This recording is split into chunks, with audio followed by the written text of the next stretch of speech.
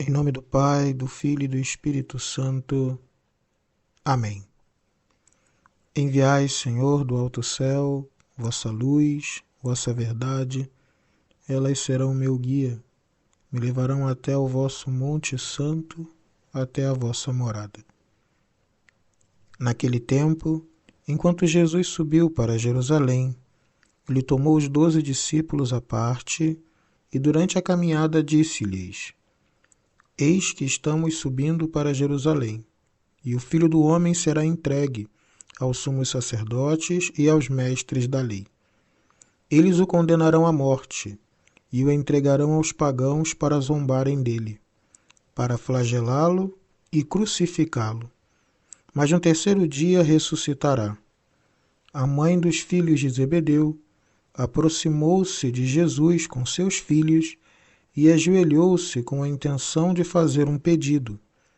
Jesus perguntou: O que tu queres? Ela respondeu: Manda que estes meus 2 filhos se sentem no teu reino, um à tua direita, outro à tua esquerda. Jesus então respondeu-lhes: Não sabeis o que estáis pedindo. Por acaso podeis beber o cálice que eu vou beber? Eles responderam: Podemos. Então Jesus lhes disse: De fato, vós bebereis do meu cálice, mas não depende de mim conceder o lugar à minha direita ou à minha esquerda. Meu Pai é quem dará esses lugares, àqueles para os quais ele os preparou. Quando os outros 10 discípulos ouviram isso, ficaram irritados contra os 2 irmãos. Jesus, porém, chamou-os e disse: Vós sabeis que os chefes das nações têm poder sobre elas e os grandes as oprimem. Entre vós não deverá ser assim. Quem quiser tornar-se grande, torne-se vosso servidor. Quem quiser ser o primeiro, seja vosso servo. Pois o Filho do Homem não veio para ser servido, mas para servir e dar a sua vida como resgate em favor de muitos. O Evangelho de hoje podemos dividir em 3 partes. O anúncio de Jesus, o pedido da mãe de São João e São Tiago e a instrução de Jesus sobre a autoridade. Diferentemente do Evangelho de ontem, em que se falava dos vícios da religião, que é a maneira equivocada de viver a vida religiosa, no dia de hoje nós temos alguma prática imperfeita da virtude da religião. E é diferente, porque um é um vício, que é um fariseu, que não crê ou que usa da vida religiosa para fazer mais o mal do que o bem. O outro são pessoas que estão crescendo na vida espiritual, como é o caso de Tiago e João, mas que têm algumas imperfeições, alguns apegos às coisas terrenas e se perdem diante de fatos muito grandes. No Evangelho de hoje, Jesus, em primeiro lugar, anunciou a sua morte. Disse que vai morrer. Só para lembrar, São Tiago e São João, eles estavam na transfiguração. Eles viram Jesus Cristo ser transfigurado no Monte Tabor. É importante porque isso mostra alguém que tinha uma alta vida interior, que ouviu a voz do Pai, que viu os milagres de Jesus, que recebeu o seu ensinamento e que nosso Senhor mesmo reconhecia a grandeza da vida interior deles. Quando a mãe de Tiago e João vai até Jesus pedir uma coisa como um lugar à direita e à esquerda para os seus filhos, para quando chegasse o reino, parece algo até um pouco contraditório e até um pouco assustador.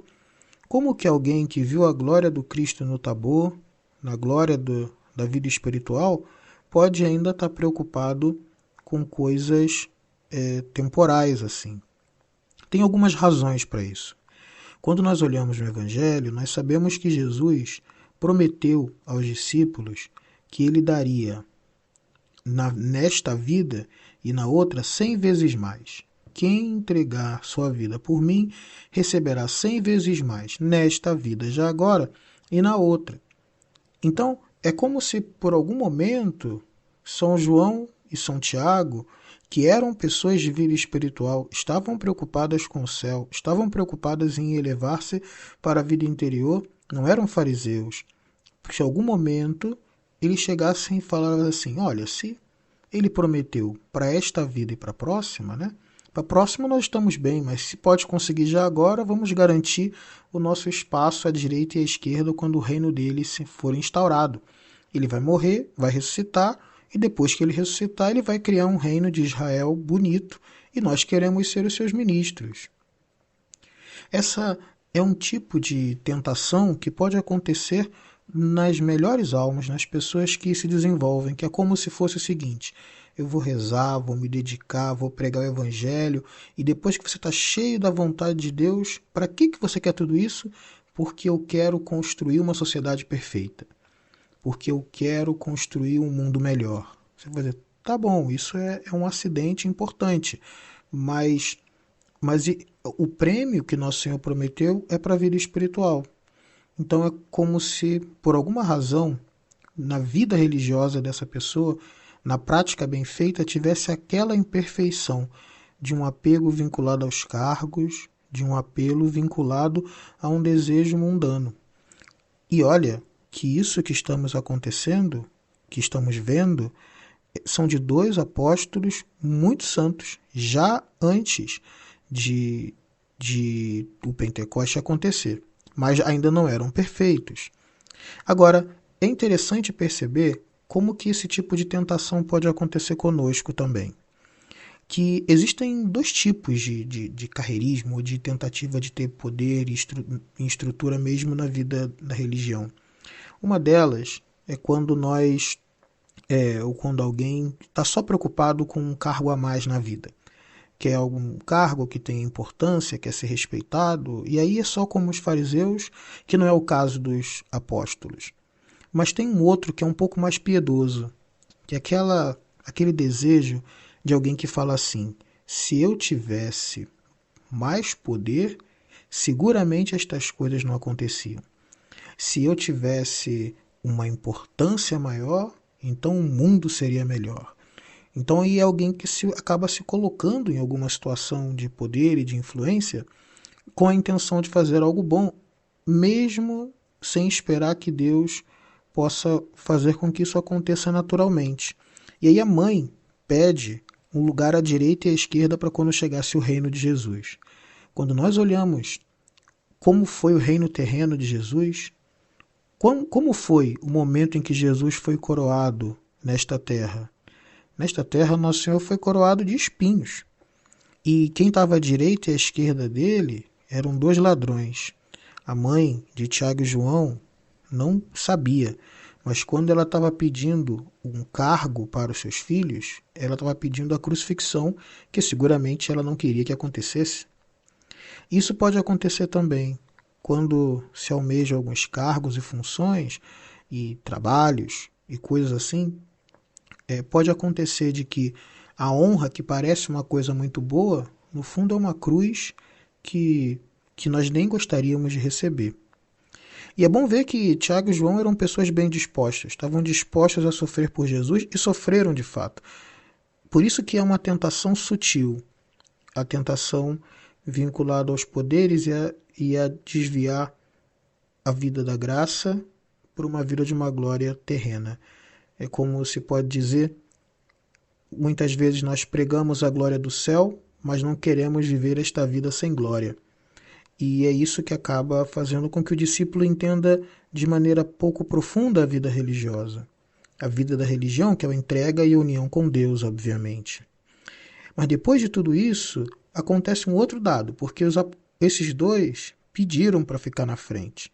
Mas os outros 10 depois começaram a reclamar. E a reclamação dos outros 10 ela é impressionante, porque é como se dissesse, não só o Tiago e o João ainda estavam apegados a problemas de poder e honra, mas os outros 10 também. E aí Nosso Senhor dá uma explicação muito boa. Claro, obviamente, ele diz, vós sabeis que os chefes das nações têm poder sobre elas e os grandes as oprimem. Entre vós não deverá ser assim.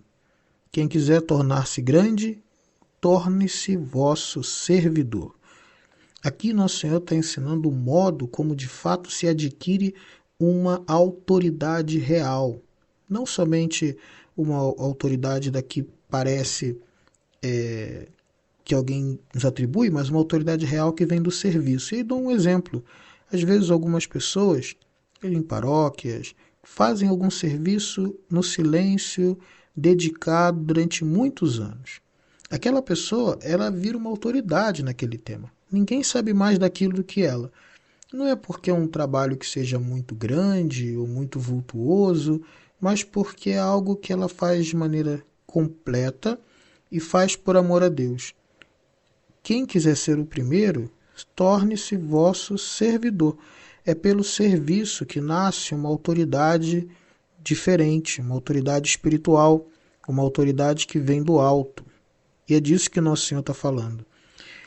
No fundo, depois que se consegue se desvencilhar dos vícios da religião, dos mais tenebrosos, tem uma outra coisa que é importante fazer também, que é tirar essas pequenas imperfeições, esses pequenos desejos e consolações humanas que nos fazem esquecer da consolação divina. E é claro que essas coisas todas podem parecer difíceis. Você vê que foi difícil para os apóstolos também.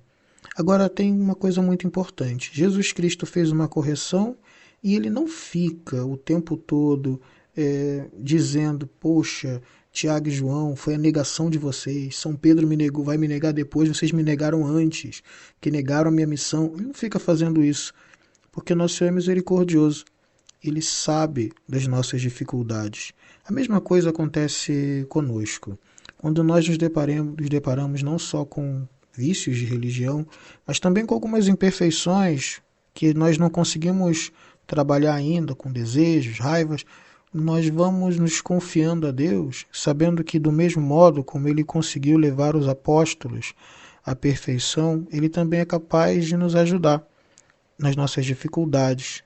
E precisamos levar estas coisas à nossa oração. Que o Senhor Jesus nos ajude e nos dê a sua paz.